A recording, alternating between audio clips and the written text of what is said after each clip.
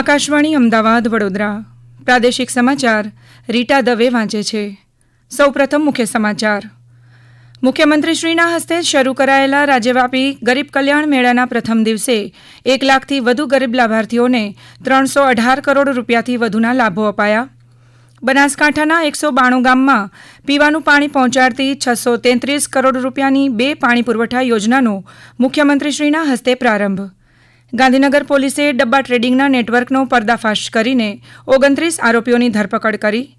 પ્રવાસન મંત્રાલયે જાહેર કરેલા શ્રેષ્ઠ પ્રવાસન ગામોની સ્પર્ધામાં વિજેતાની યાદીમાં રાજ્યના છોટાઉદેપુરના હાફેશ્વર ગામનો સમાવેશ.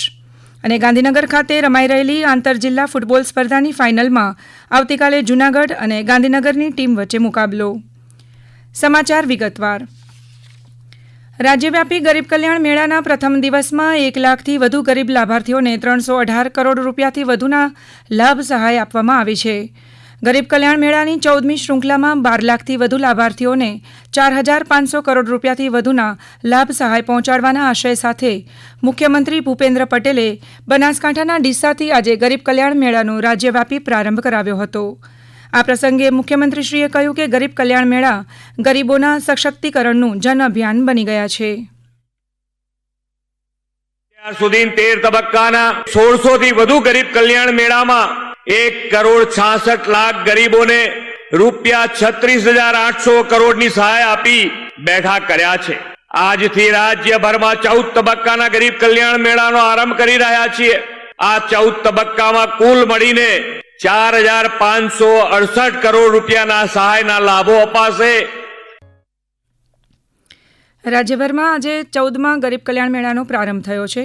કેબિનેટ મંત્રી મુળુભાઈ બેરાની અધ્યક્ષતામાં દેવભૂમિ દ્વારકા જિલ્લાના ગરીબ કલ્યાણ મેળામાં 12,000 કરતાં વધારે લાભાર્થીઓને 3.66 કરોડ રૂપિયાથી વધુની રકમના લાભો વિતરિત કરાયા હતા. આદિજાતિ વિકાસ મંત્રી કુબેર ડિંડોરની ઉપસ્થિતિમાં મહીસાગર જિલ્લાના લુણાવાડા ખાતે 1,887 લાભાર્થીઓને 329.45 લાખથી વધુના સાધન સહાય ચેકનું વિતરણ કરવામાં આવ્યું. ભરૂચ જિલ્લાના પ્રભારી મંત્રી કુંવરજી હળપતિના અધ્યક્ષસ્થાને યોજાયેલા ગરીબ કલ્યાણ મેળામાં 27,000થી વધુ લાભાર્થીઓને કુલ 101.37 કરોડ રૂપિયાની સહાય અને કીટનું વિતરણ કરાયું.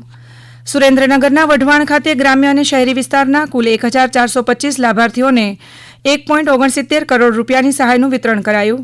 જ્યારે રાજકોટ ખાતે મેયર નયનાબેન પેઢડિયાના અધ્યક્ષસ્થાને વિવિધ યોજના અંગર 1,622 લાભાર્થીઓને 2,57 લાખ રૂપિયાની સહાય આપવામાં આવી. મોરબી, ગીર સોમનાથ, બોટાદ અને પંચમહાલ જિલ્લાના ગરીબ કલ્યાણ મેળામાં ગ્રામ્ય અને શહેરી વિસ્તારોના અનેક લાભાર્થીઓને સાધન સહાયનું વિતરણ કરવામાં આવ્યું. મુખ્યમંત્રી ભૂપેન્દ્ર પટેલના હસ્તે આજે 633 કરોડ રૂપિયાના બનાસકાંઠાની 2 જૂથ પાણી પુરવઠા યોજનાઓનું આજે લોકાર્પણ કરાયું. ડીસાના આખોલ યોજનાને કારણે ડીસા, લાખણી, કાંકરેજ અને દિયોદર તાલુકાના 192 ગામોના કુલ 7 લાખ નાગરિકો માટે દૈનિક 6.40 કરોડ લીટર પાણી પીવાનું મળી રહેશે. ઉલ્લેખનીય છે કે ગુજરાત સરકાર દ્વારા દેવપુરા વાવ ઓફટેક અને રાણકપુર ઓફટેક સુધારણા યોજના વર્ષ 2020માં તૈયાર કરવામાં આવી હતી. ગાંધીનગર પોલીસે ડબ્બા ટ્રેડિંગના નેટવર્કનો પર્દાફાશ કર્યો છે.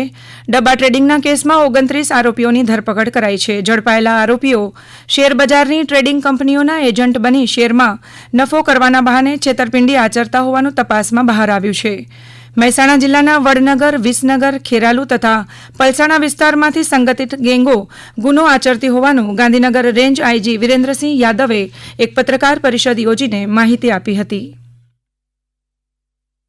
महसाणा जिला में वडनगर, विसनगर, सतलासना, केरालू विस्तार में काफी लोग कुछ समय से सक्रिय थे और ये लोग शेयर बाजार में रोकाण करें इस तरीके का फोन कर और पूरे देश में अलग अलग स्टेट्स के लोगों को भी फोन करते थे.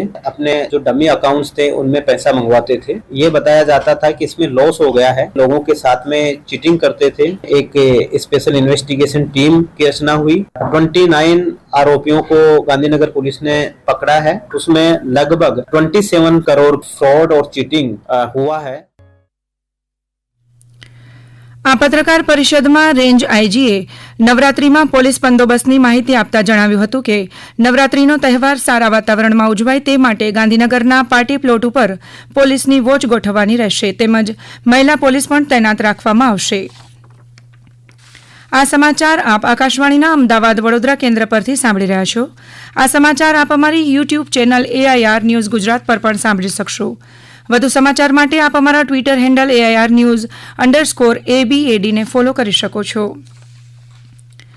કેન્દ્રીય પ્રવાસન મંત્રાલયે રાજ્યના છોટાઉદેપુરના હાફેશ્વર સહિત દેશના 36 ગામોની શ્રેષ્ઠ ગ્રામીણ પ્રવાસન ગામ તરીકે પસંદગી કરી છે.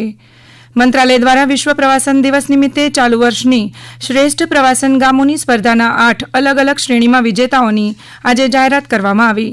તેમાં વારસા ગામ શ્રેણીમાં હાફેશ્વરનો સમાવેશ કરાયો છે. નર્મદા કિનારે આવેલા ક્વાંટ તાલુકાના હાફેશ્વર ગામને 10 કરોડ રૂપિયાના ખર્ચે પ્રવાસન સ્થળ તરીકે વિકસાવવામાં આવી રહ્યું છે. 25,000થી ઓછી વસ્તી ધરાવતા આ ગામમાં વારસા, કૃષિ સાહસ પ્રવાસન, હસ્તકળા સહિતની કેટલીક પ્રવાસન પ્રવૃત્તિઓ ચાલી રહી છે. સત્તાવાર યાદી મુજબ સ્ટેચ્યુ ઓફ યુનિટીની મુલાકાતે આવેલા વાર્ષિક આશરે 1 લાખ પર્યટકોએ હાફેશ્વરની મુલાકાત લીધી હતી. ઉલ્લેખનીય છે કે દેશના ગામડાઓમાં પર્યટનને પ્રોત્સાહન આપવા માટે ગયા વર્ષે શ્રેષ્ઠ પર્યટન ગામોની સ્પર્ધા શરૂ કરવામાં આવી હતી. જળશક્તિ મંત્રી CR પાટીલે સુરતમાં પાણી ભરાતા હોય તેવા રસ્તાઓની બાજુમાં બોર બનાવવાનું સૂચન કર્યું છે.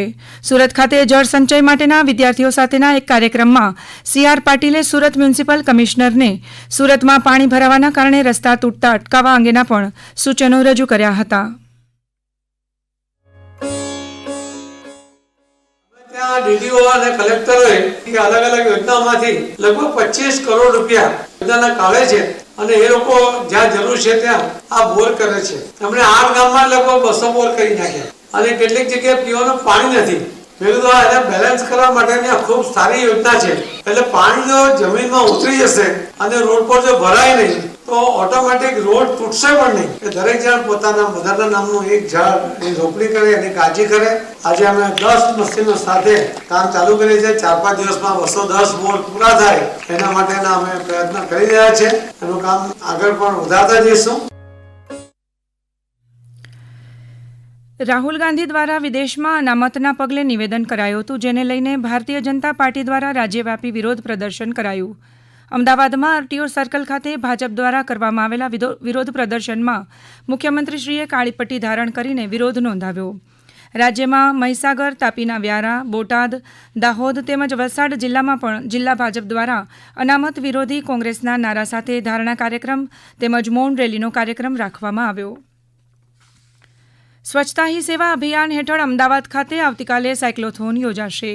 કેન્દ્રીય સંદેશા વ્યવહાર મંત્રાલયના અમદાવાદ વર્તુળ અને પ્રેસ ઇન્ફોર્મેશન બ્યુરોના સંયુક્ત ઉપક્રમે આ સાયક્લોથોનનો સવારે 6:30 સાબરમતી રિવરફ્રન્ટ સ્થિત સરદાર બ્રિજ ખાતેથી આરંભ થશે, જે સાબરમતી રિવરફ્રન્ટથી ગાંધી આશ્રમ થઈને પરત સરદારબાગ ખાતે સંપન્ન થશે, જેમાં મોટી સંખ્યામાં નાગરિકો સામેલ થશે. ઉલ્લેખનીય છે કે સ્વચ્છતા પ્રત્યે જાગૃતિ કેળવવાના આશય સાથે આ સાયક્લોથોનનું આયોજન કરવામાં આવી રહ્યું છે. ગાંધીનગરમાં રમાઈ રહેલી વરિષ્ઠ ખેલાડીઓ માટેની રિલાયન્સ કપ આંતર જિલ્લા ફૂટબોલ સ્પર્ધાની આવતીકાલે રમાનારી ફાઇનલમાં જૂનાગઢ અને ગાંધીનગરની ટીમ વચ્ચે મુકાબલો થશે. આવતીકાલે વિજય મેળવનારી ટીમના ખેલાડીઓને રાષ્ટ્રીય સ્તરની સંતોષ ટ્રોફી ફૂટબોલ સ્પર્ધાની ગુજરાતની ટીમમાં રાજ્યનું પ્રતિનિધિત્વ કરવાની તક મળશે. રાજ્યમાં આવતીકાલ દરમિયાન છૂટાછવાયા વિસ્તારોમાં ભારે વરસાદની હવામાન વિભાગે આગાહી કરી છે. આવતીકાલે દક્ષિણ અને મધ્ય ગુજરાત તેમજ સૌરાષ્ટ્રના ભાવનગર, અમરેલી અને ગીર સોમનાથમાં છૂટાછવાયા વિસ્તારોમાં ભારે વરસાદની હવામાન વિભાગે શક્યતા દર્શાવી છે. જ્યારે આજે દિવસ દરમિયાન રાજ્યમાં સૌથી વધુ તાલુકાઓમાં વરસાદ નોંધાયો, જેમાં 35 તાલુકાઓમાં 1 ઇંચથી વધુ વરસાદ નોંધાયો. અંતમાં મુખ્ય સમાચાર ફરી એકવાર. મુખ્યમંત્રીશ્રીના હસ્તે શરૂ કરાયેલા રાજ્યવ્યાપી ગરીબ કલ્યાણ મેળાના પ્રથમ દિવસે 1 લાખથી વધુ ગરીબ લાભાર્થીઓને 318 કરોડ રૂપિયાથી વધુના લાભો અપાયા. બનાસકાંઠાના 192 ગામોમાં પીવાનું પાણી પહોંચાડતી 633 કરોડ રૂપિયાની 2 પાણી પુરવઠા યોજનાનો મુખ્યમંત્રીશ્રીના હસ્તે પ્રારંભ. ગાંધીનગર ખાતે ડબ્બા ટ્રેડિંગના નેટવર્કનો પર્દાફાશ કરીને 29 આરોપીઓની ધરપકડ કરાઈ. પ્રવાસન મંત્રાલયે જાહેર કરેલા શ્રેષ્ઠ પ્રવાસન ગામોની સ્પર્ધામાં વિજેતાઓની યાદીમાં રાજ્યના છોટાઉદેપુરના હાફેશ્વર ગામનો સમાવેશ અને ગાંધીનગર ખાતે રમાઈ રહેલી આંતર જિલ્લા ફૂટબોલ સ્પર્ધાની ફાઇનલમાં આવતીકાલે જૂનાગઢ અને ગાંધીનગરની ટીમ વચ્ચે મુકાબલો. આ સાથે જ આકાશવાણીના અમદાવાદ વડોદરા કેન્દ્ર પરથી પ્રાદેશિક સમાચાર પૂરા થયા.